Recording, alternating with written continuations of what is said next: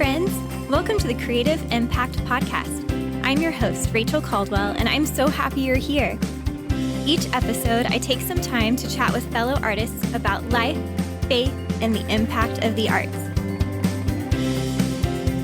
Your identity is so wrapped up in all of that. It's so wrapped up in, who am I without dance, or who am I without the arts? And, I felt like I had given my whole life to this thing. I had given, so much of my time and my thought and my, lifestyle, so much. And so in a way, I think I had put a lot of faith in it. I'm so excited to share my conversation with Abby Williamson today.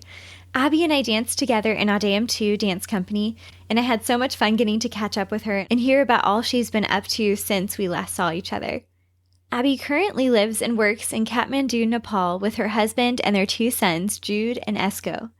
I'm so grateful that Abby and I were able to connect for this conversation just before they returned to Nepal. Her husband, Ross, is a teacher trainer there, working toward better quality education in schools throughout the country. Abby teaches a student leadership course at the International School, and she's also spearheading a new venture called the Culture Canvas. In our conversation, Abby shares her journey as a dancer and the development of her love for arts education. She has experience teaching the arts internationally in places like Seattle, Afghanistan, Houston, South Korea, and now Nepal. She gives more insight into the heart behind the Culture Canvas, which is providing arts and culture learning resources for little global citizens. Abby is passionate about providing learning experiences for kids that come from a global perspective. I personally was so encouraged just hearing how Abby has taken steps of faith throughout her journey and just seeing the provision of God and His timing in her life. It's a great reminder in those moments of transition and in seasons, whether exciting or challenging, that God is with us and that He is providing. I'm so excited for you to hear more about the work that Abby and her husband Ross are doing. And be sure to check out the show notes where you can find a link to their website and to get connected to all the resources that Abby talks about in our show today. Enjoy my conversation with Abby Williamson.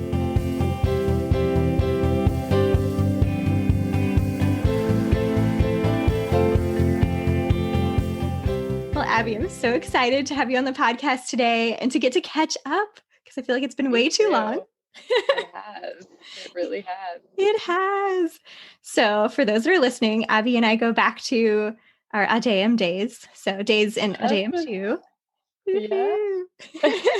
So do you want to share a little bit about yourself and kind of your family and, what you're up to right now? Yeah. So my family is living in Kathmandu, Nepal, and we've been back for a while because of the pandemic, but we are finally headed back on Sunday, which we're very, very excited about. Yay! It's been a very long time coming. And Ross does teacher training in Nepal. And so he's working with a Nepali organization connected to an international school where he works with Nepali government schools to bring better teaching practices. So they work alongside teachers, and especially in critical thinking and creative problem solving, kind of bringing more of that into classrooms. Yeah, that's so great. And for me, I'm doing, I forget to add that sometimes, I am doing a student leadership class at the international school, or I was before we left and then the pandemic started. And then I'm also currently doing the Culture Canvas, which is a new venture that I started a little while ago. And I have a few online courses going on through that. And so the Culture Canvas is we provide arts and culture learning resources for little global citizens. I love that. Really yes. Yeah. Yeah. So cool.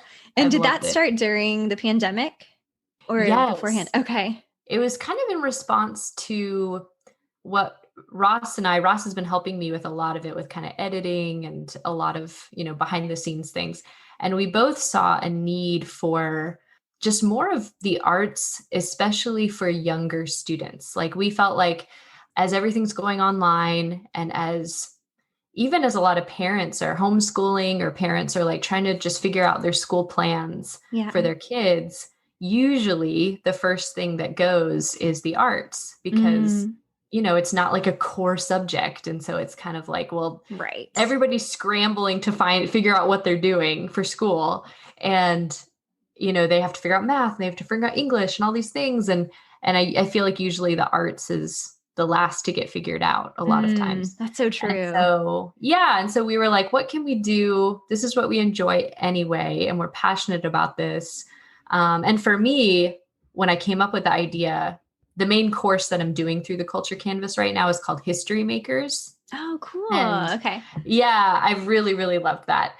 And that was kind of what birthed the Culture Canvas, was kind of that course was really like the main thing that started it. And it was looking at all of these different artists through history, but making sure that we were really highlighting artists from all parts of the world. That's awesome. Because I felt like a lot of arts appreciation courses for all ages, kids, adults alike, it was very like Europe and America focused. Yeah. As far as like the masters of art, Right. And as someone who's lived in a lot of different countries, and my whole family, Ross grew up in Nepal and Indonesia and here in America. Both of us just felt like, why is that? All these arts appreciation courses, like they don't talk about these artists in other parts of the world that are amazing and need to be highlighted. And so, yeah, we just wanted to create something where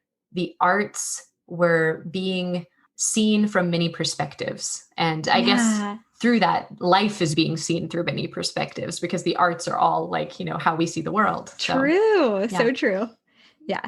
That's so cool. I love that so much. Yeah. And I know that's something, even as a dance teacher in high school setting here in Texas, it's like, trying to figure out how can we make sure that we're putting things in context in a way and helping to, bring more of that perspective to things. Yeah, so totally. I think that's awesome. And especially to be able to incorporate, art sort of resources into, hands of people that are doing homeschooling or just having to help their student at home while they're online or whatever it is. Yeah. Yes. That they're able to have, I think, a lot of fun tools, I would imagine. Yes. Because I think the arts bring that element of like, you enjoy learning at that point. Exactly. Yeah. I actually did a Montessori certification last year. And so I do try to incorporate a lot of, it's very interactive. It's very hands-on, which can be very challenging in like an online course setting.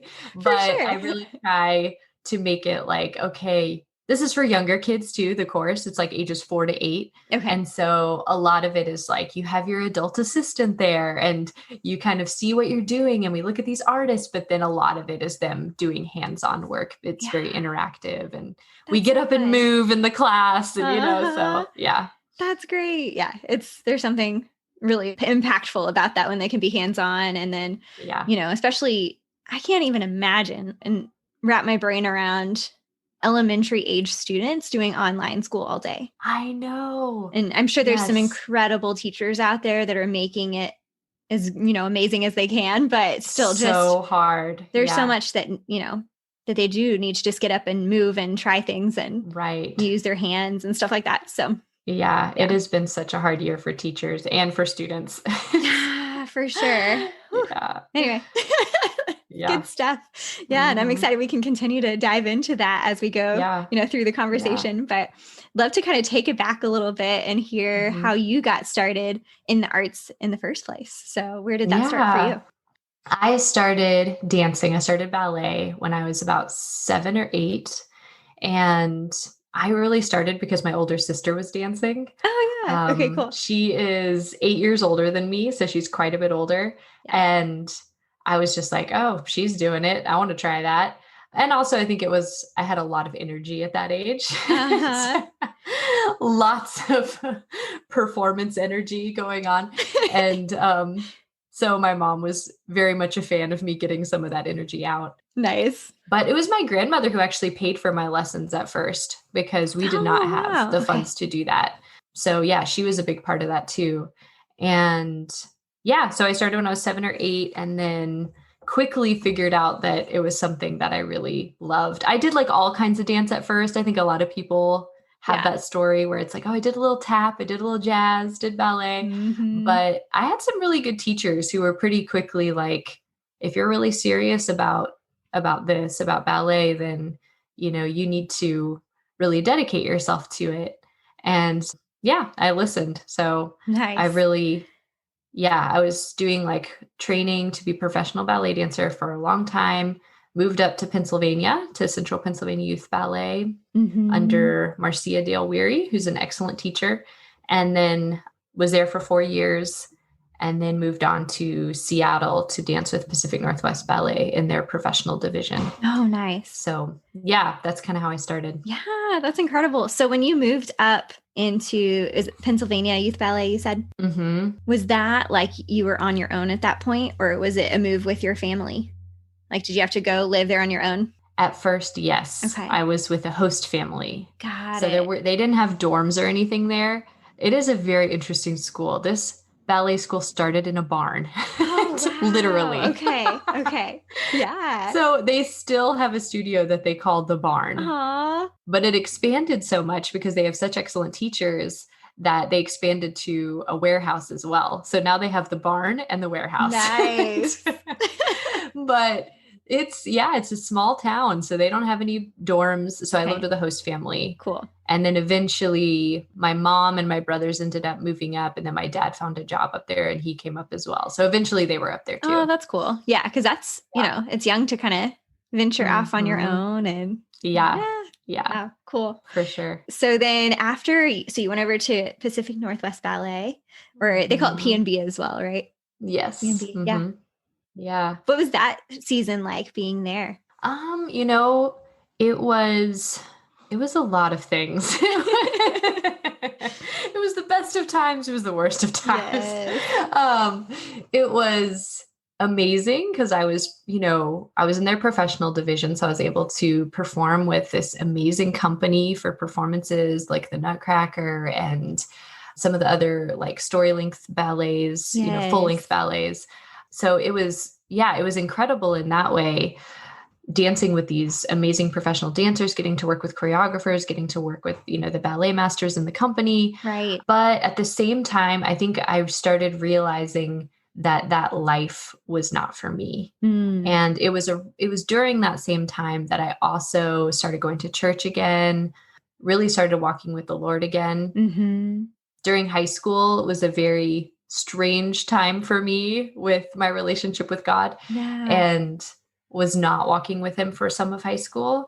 And I think that, just that whole typical story of trying to find myself, trying to figure out what I really believed, which is important to really search for that, to search for what it is you do really believe. Exactly. And not just kind of drift and just rely on other people's faith in a way.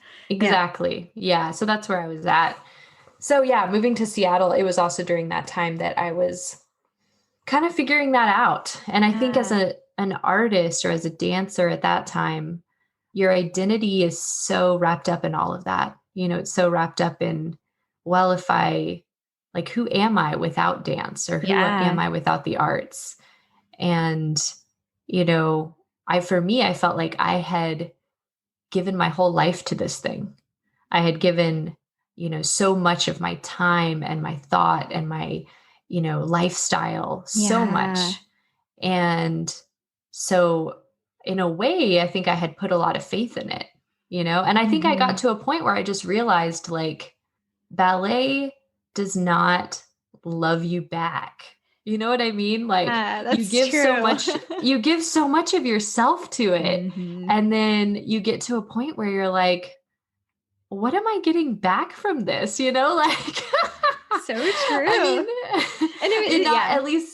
At least not in you do get something back from it, but not in the same way. It's definitely not a relationship like it is with God, where you're like, when you give your life to God, it's this beautiful relationship where you are, this dynamic dance with this person, this God who loves you back and who, wants the best for you and who is guiding you and leading you and speaking to you. And true. I think I got to a point where I was just like, this is not for me. But with that said, I definitely think there are some amazing professional dancers who are believers and they are able to do that. And that is needed, you know? I think for Right. me, it was just like, I don't think this is what I'm made for. Yeah. Is professional That dance. kind of like So, almost like connecting what God's placed in you and like heart passions in a sense with. yes. And then kind of realizing like, is that what I'm putting my energy into? Or I don't know. Yeah, I can totally relate to that and just kind of like, yeah, where am I investing my life? For sure. Yeah. So good. So what was your kind of next step after being at PNB?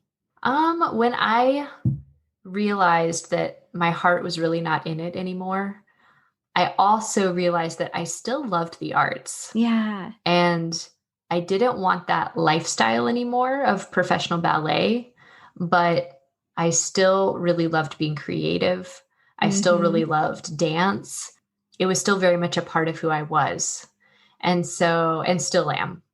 And so after I left, this is so funny, but when I was in Seattle at PNB, I was like in that world 24/7. Yeah. You know, like I was in rehearsal or in class or performing all the time. And I didn't even realize until I saw a flyer at a coffee shop in Seattle that there was a college there called Cornish College of the Arts, which is a great art school. I had like no idea that it was even in Seattle because I was so just like tunnel vision in my PNB world. Right. So yeah, I saw this flyer and was like, that's interesting. What is this college? And ended up looking it up, ended up applying. And so after I left PNB, I went to Cornish and started my BFA completed my BFA, the Bachelor of Fine Arts. That's so cool. That's awesome. Yeah. And was it a specific focus, like a BFA in dance with any certain focus, or what was your degree? I did a BFA in dance with a focus in choreography. Okay, cool. But I kind of did all of the required classes for choreography, performance, and teaching practices. So I kind of just covered all my bases with all of that. Nice. Getting all the different elements. Yes. Yeah. That makes sense. Technically, it was hard to decide. I just really liked doing all of it. Yeah.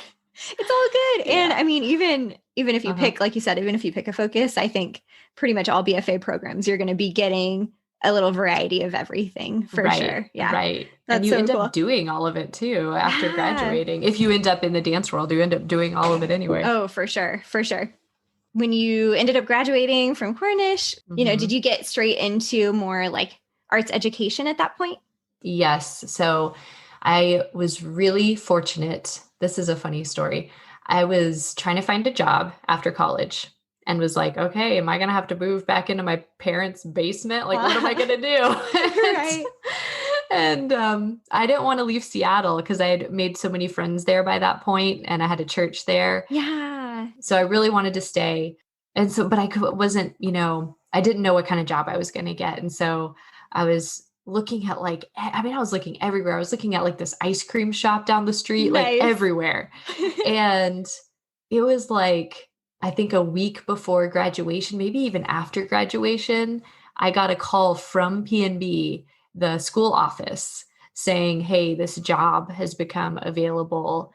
And the reason they even knew about me was because I had done an internship there being a teaching artist in Seattle Public Schools. Oh, cool. And so I was like interning under their arts and education program. Gotcha. Okay. So yeah, they called me and like I hadn't even applied for it. Because I didn't know about it. And they called me and were like, hey, this job in the school office is available. You should apply. Wow. I was like, yes, I will. Yes.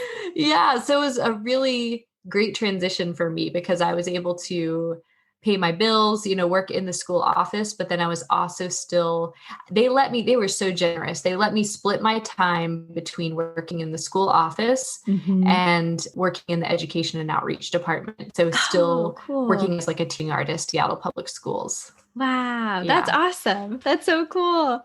And I love that the way that God sometimes just like opens those doors without you even trying. And well, not trying because it's like you've been working towards things, but yeah, where it's not like you even sought it out. It just kind of, the door opened. So that's so cool. Right. Yes, it totally felt like, honestly, Rachel, I feel like so many of like the junctures in my life or like the crossroads have been like that, where it's kind of like God just provides at the right time.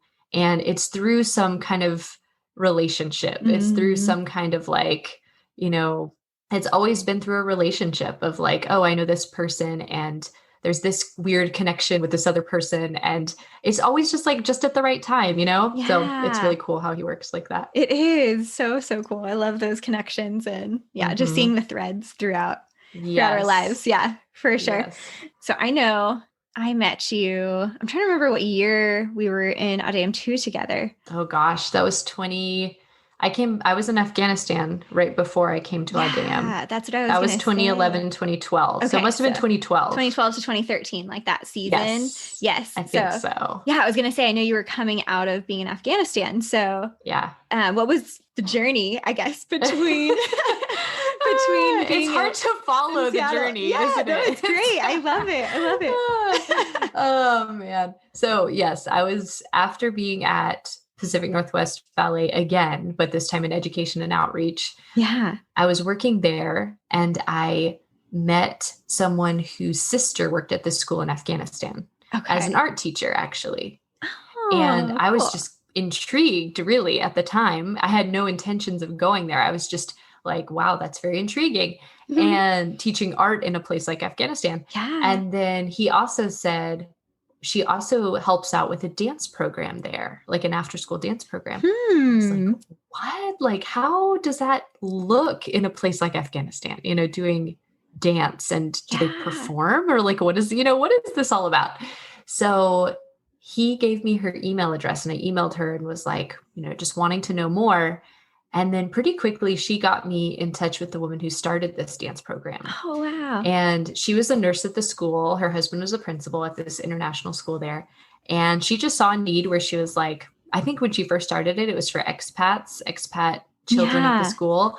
She just wanted something for her kids to be able to do after school. Mhm. And very quickly, it grew into something much bigger where she had not just expat students, but lots of Afghan girls that were wanting to join these classes. Yeah. But yeah, it just grew a lot. And we did have some performances, but it was very closed as far as like pretty much only family and friends. And you had to have a ticket and you had to, we kind of had security all around and curtains, and it was very private. And then in the classroom as well, it was like Okay. lots of curtains and kind of at the Mhm. top of the building, because you do have to be really careful in a place like that, Right. just because of, yeah, for a lot of reasons. It's just very different for the culture there. Mhm.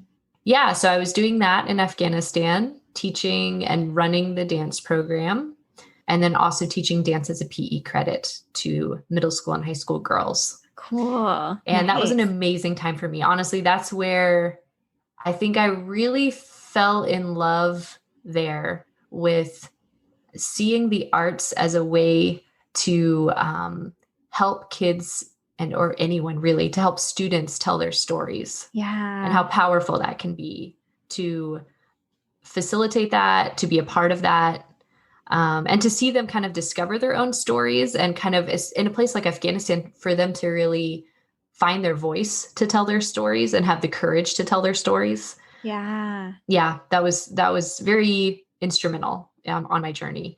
And then, yeah, after that, I was again trying to kind of similar to after college, trying to figure out what I was going to do next. Right. And again, I had this just kind of crossroads. And I had again, it was like through relationships, through connections. I had somebody who was the ESL teacher at the school in Afghanistan, this international school. She was from Houston, and Oh, she okay. knew Randall Flynn. Yeah. No way. That's really crazy. Yes. Apparently, like he was, what was it? She was his teacher or he was her teacher a long time ago. Interesting. It That's so was, yeah. cool. And so she knew him, and she was just a really cool lady, and she is a cool lady. And she kept telling me like, you need to come to Houston and meet this director of this dance company. And I was kind of like, I've never been a fan of any of the Christian dance that I've seen before. Right. So I'm not really interested in it. I blame you. With that said, I had not seen any great Christian dance. Right. Now I have, but at that point I had not. Uh-huh. And so I was like, yeah, I don't think that's happening. But I didn't know what to do with myself. And so I went to visit her in Houston, and I was just like, okay, you keep telling me about this. There's this 2-week summer course thing. Right. Fine. I'm going to do this 2-week thing, and I'll stay with you in Houston while I do it. Nice. And that's what I did. And it was there at the summer course that, yeah, like I said, I had never experienced a group of Christians that were very much dedicated to their relationship with God. Mm-hmm. And like their art form was a part of that. Their art form was a part of their spiritual life. Yeah. I never experienced that before. For me, my faith life and my arts dance life were always very separate. Gotcha. I had never been in an environment where they were like one and the same thing. Mm-hmm. And so that was very impactful for me. Yeah. And that was how I ended up at a Deum. That's so cool. Yes. And I know we had some really fun and crazy times, like, just cool, just outreach performances in the community. Yes. And I loved getting to work with you with like choreography as well. I remember that being really, really special time. Like a lot of us getting to choreograph, pieces while we were there. And I miss that. Seeing different people's voices and kind of like you were saying, like helping students find their voice. And I think that was really, impactful for a lot of us in that season, was finding our own voice as well, Definitely. As choreographers, as artists. So I think I was processing a lot, having just left Afghanistan. Wow. I was processing a lot at that time. And I think that came out in choreography a lot. Yeah. But yeah, that was I missed that a lot. Just that time of being able to, work with all of just this group of such like humble, really dedicated, like faith-filled dancers, and be able to choreograph and work with others like that. That was such a special time. For sure. And it's just interesting. I think, everything has a season and a time, and, there's like that particular group of people that we were only there for that little season, and I think that happens kind of in waves, I guess, but, but it's like God had us there together for a reason, and, learning from each other and growing together and all of that. So definitely. So cool. Yeah. And then now we can get to the part of like, what's happened since then, since we were together, which is a lot as well. You've gotten married, had 2 kids. Yeah. I know. It's nuts. And lots of other fun things too. They are nuts. Yeah. So let's see. After Houston, I already had met Ross by that point when I was in Houston. We met right before I went to Afghanistan. Oh, cool. Yeah. So he was going to South Korea and I was going to Afghanistan, but we were going through the same organization. It was called the Network of International Christian Schools, NICS. And so we were at the same orientation because of that. Nice. So this was like a 2-week orientation, and we met. Sparks flew. But they did. But at the time, I was like, I am not going to do a long distance relationship right now. Yeah. Like I'm about to move to a super long distance. Yes. Not just like 2 hours away long distance, but like totally different countries. Yes. Not cool. So I was just like, I'm about to move to Afghanistan. Like I cannot handle doing a very long distance relationship right now. Right. And he was pretty disappointed. But we kept in touch for that whole year through email. Oh, cool. And it was very sporadic. Like it was every few months that we would update each other just on what was going on. And then I came back and went to Houston, and we kind of kept in touch for a while.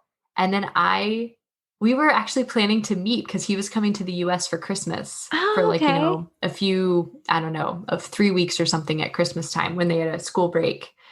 And so we were thinking about meeting in person, but I called it off at the last minute and was like, I don't think I want to meet. And also, I don't want to talk to you anymore. Oh, wow. Oh, no. He's like, Yes. door shut in my face. Yes. Looking back now, I'm like, oh my gosh, I am the worst. Oh. But yeah. So we didn't talk for like 4 months. And at that time, I think the reason I had done that was because I realized that I couldn't give Houston a real chance if I didn't like really give it a chance, like if I was still talking to him and thinking about, well, what if this relationship works out and I end up somewhere else? Then it was like I couldn't really give Houston a chance. So Kind of like that living was a with big one part foot of out the that. door a little bit. Yeah. Yes, exactly. Exactly. And so, yeah, after that, we didn't speak for 4 months, but then, yeah, we started talking again. And then I think I realized during that time that I had done a lot of praying, a lot of soul searching while we were not talking. And I didn't think I was going to stay in Houston at that point. And so I think it was a realization of that international living was still kind of calling me. Yeah. And that Afghanistan was super hard in many ways. And I needed to process that, but that I still had that desire to be doing work internationally. So, yeah, anyway, we started talking again. It was kind of pretty quick after that. I'm a very like all in or all out type of a person. And so we went from like not talking anymore to me being like, okay, we're together again and let's talk about marriage. Nice. Oh, because I'm like, generally I think I'm very like 100% in or 100% out. But yeah, so then, like I said, it happened very quickly from there. We visited each other in both of our respective places, and we got engaged in Thailand because we were there for Christmas. His whole family was in Asia at that point. Okay. He was working in South Korea. His parents were working in Nepal. His brother was working in Laos. And so we were all meeting up in one place in Asia for Christmas. Got it. Okay. Kind of crazy, but yeah. So we got engaged then and then got married the following summer. That's so cool. Yeah. Love that. Yeah. Yeah. Super cool. Yeah.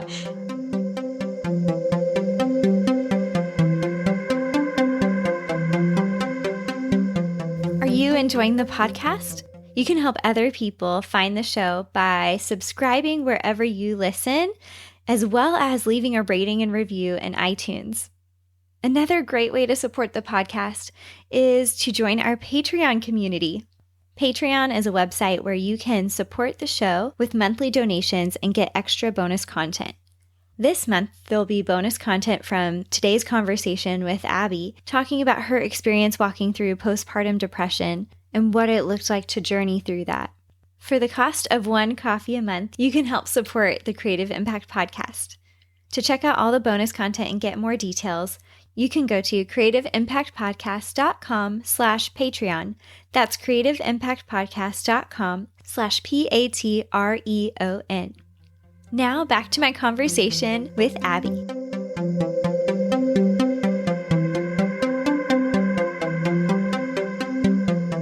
So I've only caught you up on that little part. Okay, we all want to hear the love story, so it's good. No, it's the most interesting part. Right.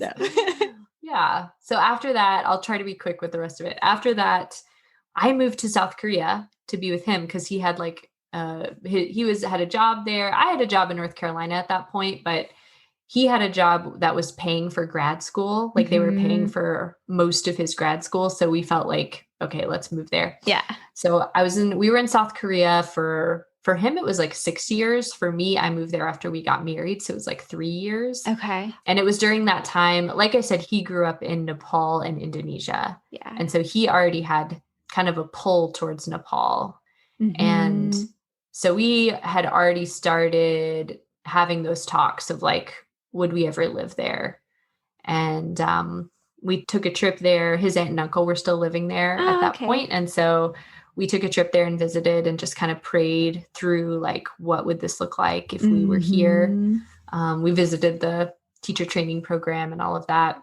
Yeah. So then we decided after those 6 years for him in Korea, we came back to the US, did some support raising, and then moved to Nepal. Wow, that's incredible. Yeah, Yeah. It's been a journey for for sure. sure. Yeah, that's so awesome though. And I'd love to hear more about your whatever, your work in Nepal and kind of what life looks like for you guys there. So I know this year Yeah. has been kind of crazy and different, but Yeah. prior to the pandemic, kind of what was life looking like in Nepal? That's a good question. It's nice to think about that life before the Yeah. pandemic. When you watch movies and you're like, yeah, this was Yes. definitely pre-COVID. So, Right. So true. Yeah. So like I said earlier, he's working for this teacher training program, going into Nepali government schools, working on better teaching practices, more critical thinking in schools, creative problem solving, kind of mentoring teachers. That's really what that looks like on a practical yeah. level. So is it kind of like, he'll do a training, or is it more he'll go into classrooms and kind of They do assist almost? both. Okay. They do both. It's what's really cool. And one of the reasons that we are so passionate and dedicated to this work there is that a few things. It's Nepali run, and we really love that. It's Yeah. Nepalis running this organization. That's awesome. And we are just coming alongside and, being a part of what's going on. But another thing we love about it is that they do 5-year partnerships with schools. So it's very much like a long-term mentorship kind of a thing where they will partner with like a certain area of Nepal. And so right now, like we have this area that we're working with, and I think it's like 20 schools in that area. Okay. And they will work with those schools for 5 years. They might still have some workshops and things besides that, like on the side that are still going on, but they're focused on those schools for 5 years.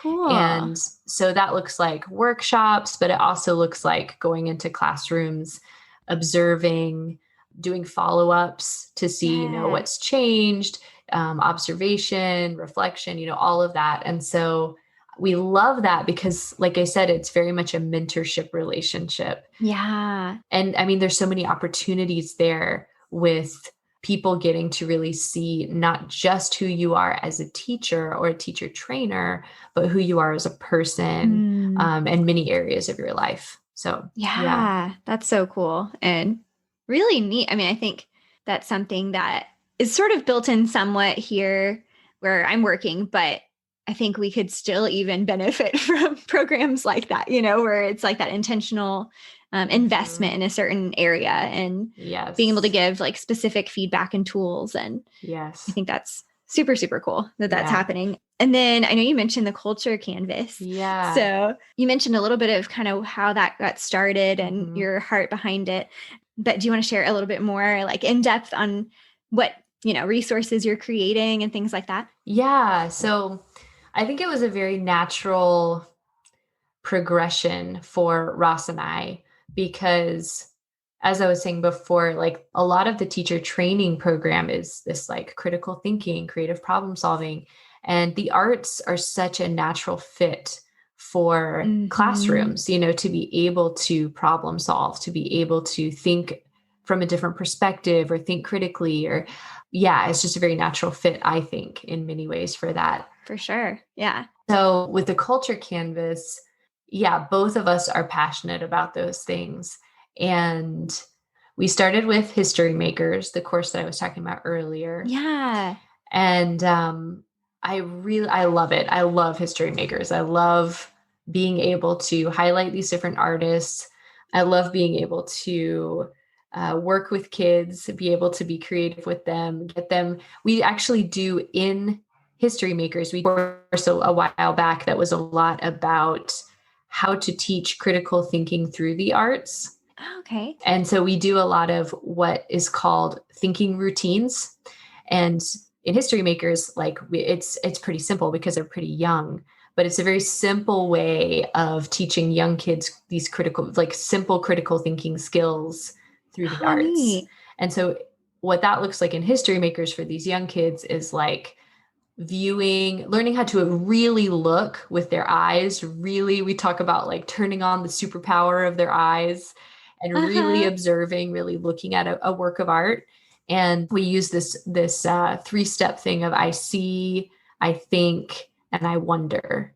And so it's this Nice. simple way of really like observing and not making an opinion right away, observing and then thinking about it. What do I think about this? And then what's Mm-hmm. something I wonder about this? Nice. Yeah, so I've loved that. I really love, like I said earlier, helping kids to find their creative voice, but I also Mm-hmm. love watching them learn how to think a little differently or like see a different perspective. Yeah. And I think that's what's been fun about History Makers too, having more of that global perspective. And I think that more and more in this day and age where we are right now, we are so global that I think it's Yeah. becoming more and more important for kids to be able to see that there are many perspectives in the world. There's many cultures in the world, and Mm-hmm. important to see that people are creative all over the world. And yeah, just seeing from these global perspectives and discovering these global perspectives, I think is really huge. So yeah, that's History Makers is kind of the first thing that we are working on. We're also just starting to workshop and kind of plan a course for third culture kids, which is a Yeah. term some people now call it cross culture kids. But what it Okay. means, whether you call it cross culture kids or third culture kids, it's kids who have their passport country or their home country, their home culture, and then they have their host culture or the place where they're living or have lived. And then they kind of form this third culture out of these Yeah. different cultures. And the third culture is kind of a mix of these places. And the reason they're kind of calling it cross culture now is because, like I said, the world is getting more and more globalized. And many times there's not just 3 cultures. Many times it's Yeah. like, my mom is from Brazil and my dad is from Korea, but now we live in India. And, Right. so Yeah. yeah, That's so true. yeah, There's a lot of crossover, which I right. guess is the cross part of cross culture. That Yes. makes sense. Yeah. Yeah. So yeah, we want to create a course that really just helps families transition because that is a Mm-hmm. huge struggle for many TCKs, many third culture kids, and really for any kid, even if a kid is just moving to another state or a different Mm-hmm. school, like transition is just hard. For real. Yeah. I see that in my own kids. And so we wanted to create something that helps families transition. And we're using the arts as a way of doing that, as a way of processing, as a way of processing, but also, creating something meaningful that reminds us of the places in our lives are part of our stories. They're part of who we are. Yeah. And I think that process of creating something with that is helpful in the transition, to say this Right. place was meaningful to me. This place deserves to be remembered. It deserves to be Yeah. in some way, memorialized, whether it's through a painting or whether it's through dance or, whatever it is. Anyway, Mm-hmm. yeah, that's another thing we're working on right now. Yeah. You don't have to just pretend like it didn't happen or Mhm. devalue, I guess. I could see how Mhm. that would be really easy to do, especially when you're little and you're Yeah. moving and everything else is like maybe valuing different things or, Yes. yeah. And to feel like it's just like, well, what happened to my life that I Mhm. knew, Yes. that seems super, super valuable. Yeah, there's this book, this kid's book called The Blue House. I think it's by Uh Phoebe huh. Wall is the author. And it illustrates this so well of just, and this kid in the book is just moving houses. He's not moving countries or states or anything, but Gotcha. Okay. it doesn't matter. Like he's still a kid and he's still moving houses. And Right. there's still a lot of grief wrapped up in that, Mm-hmm. for Yeah, it's a lot anybody. of loss. Yeah. Yes, yes, it is. And that you just hit the nail on the head. Like that is what TCK struggle with a lot of the time is grief and loss Mm. because they do Yeah. have to leave homes and people, and it's hard no matter what age you are. So yeah, this book is so cute though. It's just, and in the book, they even like this dad and his kid, they have to move to this other house, and they do end up like painting and dancing and doing all this stuff as a way of like kind of getting their anger out and feeling angry about what happened. And but yeah, there's a lot there. There's a lot of wisdom there in that Blue House so cool. book. I definitely need to check that out. That sounds really good. So fun. So how did the pandemic impact what you guys are doing in Nepal?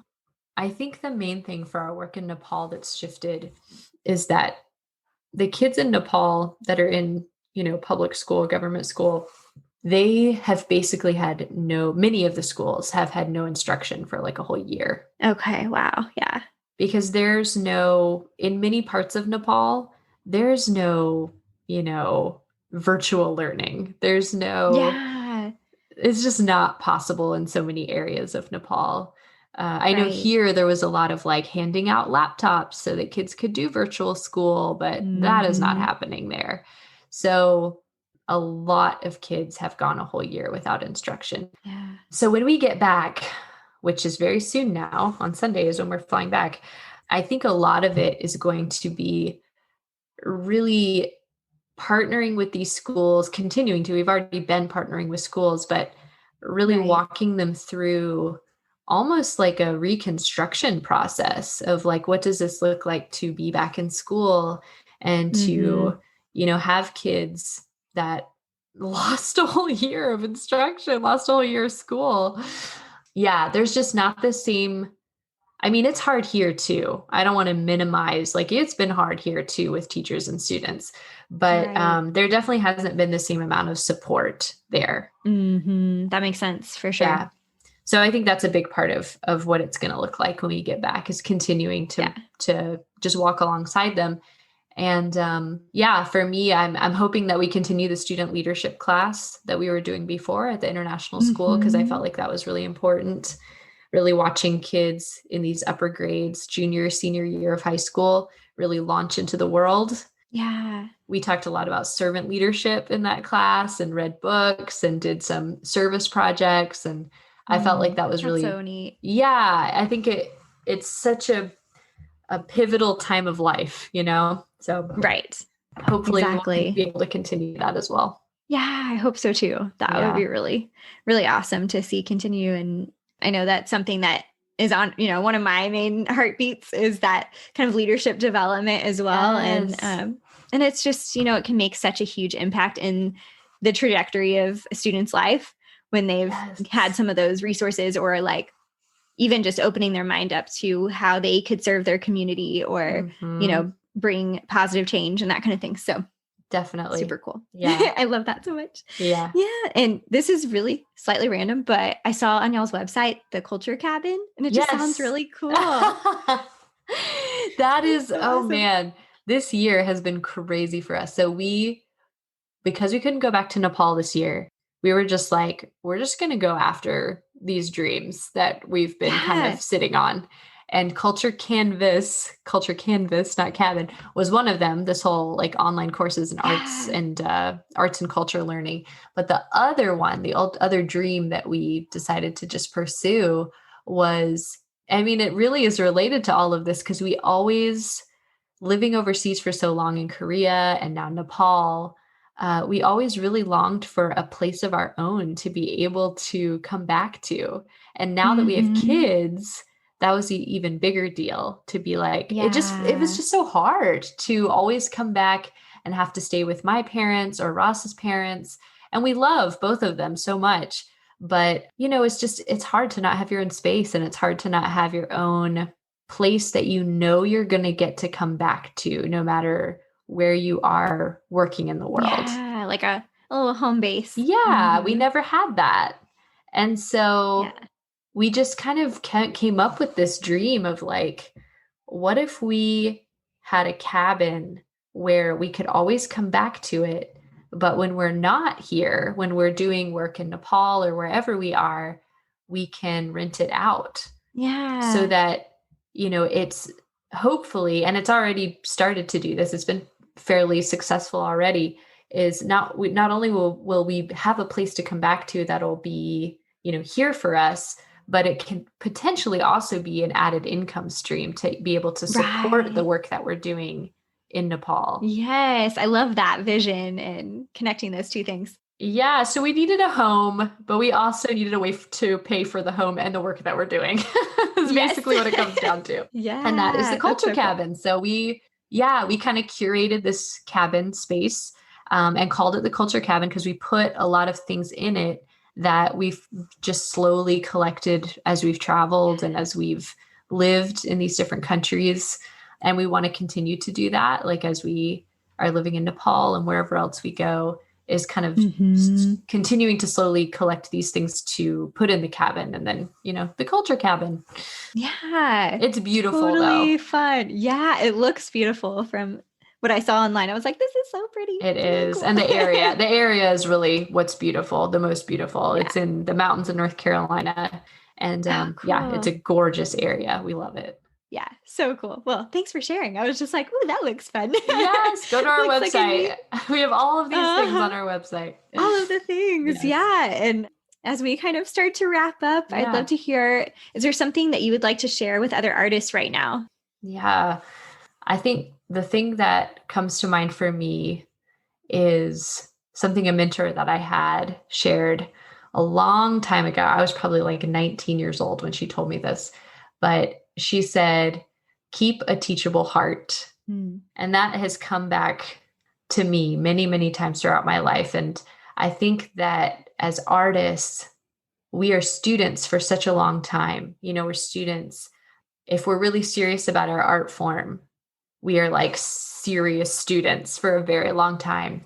Yes. And then when we launch out into the world, we have these passions, we have these projects that we're pursuing, which is amazing and great and needed. But I think sometimes we lose that teachable spirit or that teachable heart. Yeah. And I do sometimes, of just like, I get a goal in my mind and I'm like, this is it. We're doing it. I'm going to get to that goal. And I can get into that kind of what I was saying before about the tunnel vision. And I don't have a soft, teachable heart. So yeah, I think that would be my main thing, is how important it is to continue to have a teachable heart. And I think a big part of that is listening to the Holy Spirit, continuing to, whether you're in the middle of a project or you're trying to figure out what's next, if you're at a crossroads, of really listening to the Holy Spirit and having that teachable, moldable heart. That's so good. So one of the questions I like to ask everyone is, what is one of your favorite things right now? Ooh, very open-ended, whatever you want. One of my favorite things right now. Oh man, one of my favorite things right now is cooking. That is like right now when we're about to move again, to transition back to Nepal, that is like my stress reliever.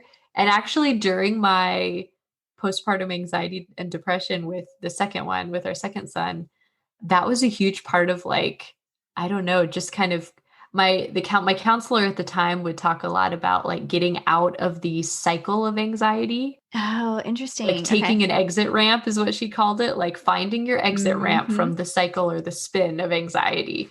And for me, like cooking was a huge part of that, actually, was like doing something with my hands, because I feel like cooking can be very creative. It's something you're like doing with your body, with your hands, and you're like providing something meaningful for your family at the same time. So for me, cooking was like a big thing that I needed. And I'm finding right now as we transition again, that it's been like a stress reliever of like, all right, there is so much that is out of control right now, but I'm just going to go and I'm going to make some cookies. I'm going to go like make dinner or whatever it is. That's so good. Do you have a favorite recipe lately, or like type of food? Let me think. A favorite recipe lately. I think one of my favorite, as far as like dessert kind of stuff goes, is it's like a peanut butter almond flour chocolate chip cookie. So it's kind of like a slightly healthier version of a chocolate chip cookie. Yeah. Slightly. And for other food, what have I been making a lot lately? I love anything that is like lemony and dill. I am in love with lemon and dill. So there's a soup I make a lot lately that has like chickpeas and lemon and dill. That's really good too. Fun. That's super cool. Yeah, there is something therapeutic about cooking, or can be. Yes. So for sure. Mm-hmm. Yeah. Well, this has been super fun and really awesome to get to catch up and hear the journey of your life in general, but especially since I've seen you last, and just getting to hear all of what God is doing in y'all and your journey. And I'm so excited we get to share that with whoever's listening, with the world. Yes, me too. When do I get to do my interview with you? Or when do you? Oh, yeah.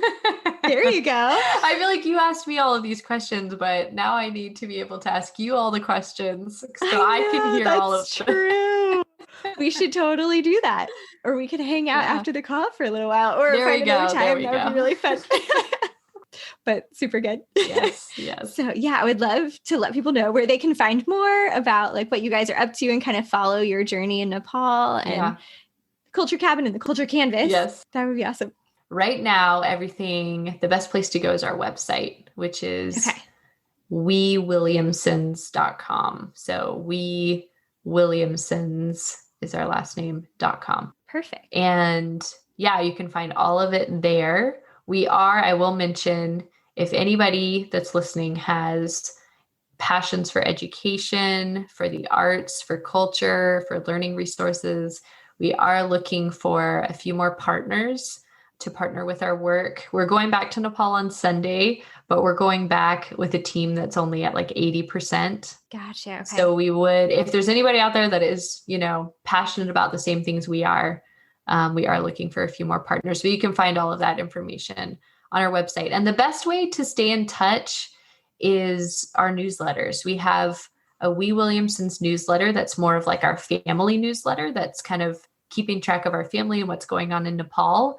And then we also have a Culture Canvas newsletter, which I send out monthly, that has learning resources, like free learning resources and book recommendations, all kinds of stuff like that. So yeah, for either of those, depending on what you're interested in, those are probably the best way to stay in touch. Awesome. Yeah, that sounds great. I'll definitely link to those in the show notes so people can find it. Thanks. And well, you are awesome. And you guys are doing such amazing work, and so excited to get to hear more about it. And I can't wait till we get to catch up the next time.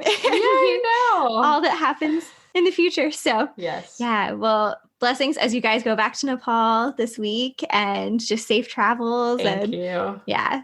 Thank you so much for coming on the show. I really appreciate it. Yeah, thanks for having me.